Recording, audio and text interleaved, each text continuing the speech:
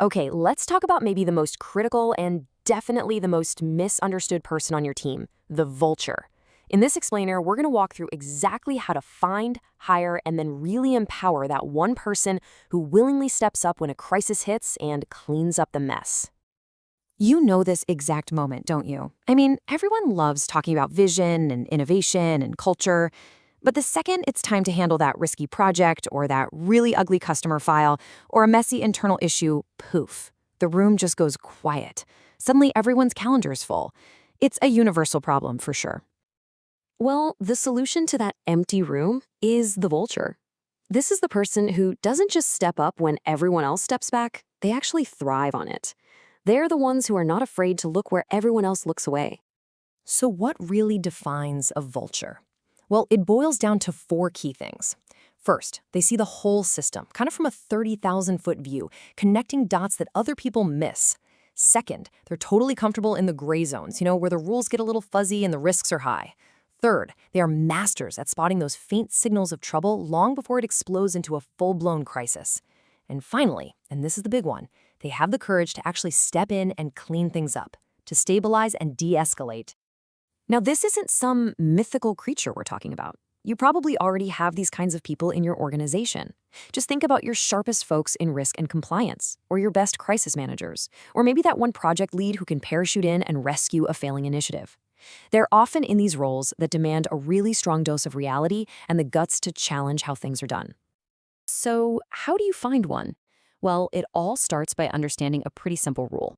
You absolutely cannot attract a vulture with a job ad that was written for a songbird. You've got to speak their language, right from the very first hello.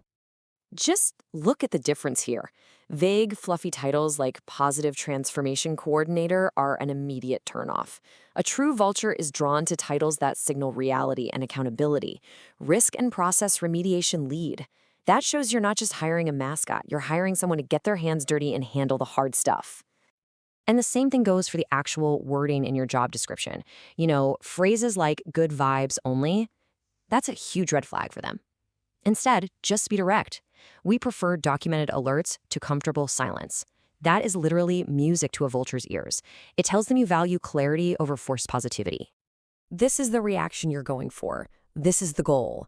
When a real vulture reads your job ad, they shouldn't just be interested, they should feel seen. They should feel like for the first time ever, a company actually gets what they do and values it. Okay, you did it. You've attracted some great candidates. Now for the hard part, interviewing them, to separate the genuine, constructive vultures from the, destructive cynics. This is all about vetting for true grit and sound judgment. So your interview playbook really needs to test 5 key areas. You got to check their eye for analysis. Can they connect the dots? You need to understand how they handle tough situations. Do they actually take ownership? You have to test their ethics. Do they have a spine? You've got to assess their communication. Can they deliver bad news without starting a war? And finally, you have to understand their relationship to power. Are they a truth teller or just a kamikaze pilot? And while you're testing for all those positive traits, you have to be super vigilant for the red flags. I mean, if a candidate seems to get a little too much joy out of destruction, or if they think they're the only smart person in a room full of idiots, or, and this is a big one, they only ever talk about problems without offering any solutions, you need to run fast. And let's be crystal clear about this. A constructive vulture cleans things up to make the system healthier for everyone. A cynic with a flamethrower, they just want to watch it all burn. And knowing the difference between those two is everything. All right, so you've hired your vulture. Congratulations. But guess what? The work is not over. Keeping them isn't about pizza parties or foosball tables. It's about giving them the right environment to do their job, a clear mandate, real access to decision makers, and your protection. Their onboarding has to be really strategic. Don't just dump every single problem on their desk on day one. The first 30 days are for listening and mapping out the real risks. The next 30 are for working with you and leadership to prioritize just a few key projects. And by day 90, they should be helping you install the systems and rituals to manage risk proactively, not reactively. And on a daily basis, the rules are pretty simple, but they're powerful. You must protect them when they raise a documented alert. Involve them early in the planning process, not just when everything's already on fire. And explain their role to the rest of the company. Look, if you just use them for the dirty work and then disown them later, you'll lose them, and you'll lose all your credibility. So when you put all of this together, the right attraction, the right hiring process, and the right management, you start to realize the vulture isn't just a naysayer. There's something way, way more valuable. They are your ultimate insurance policy. So let's just do a quick recap of the game plan. You attract them with honesty, you hire them by testing their character, you onboard them with a smart, structured plan, and you manage them by giving them the protection and the mandate they need to actually do their job.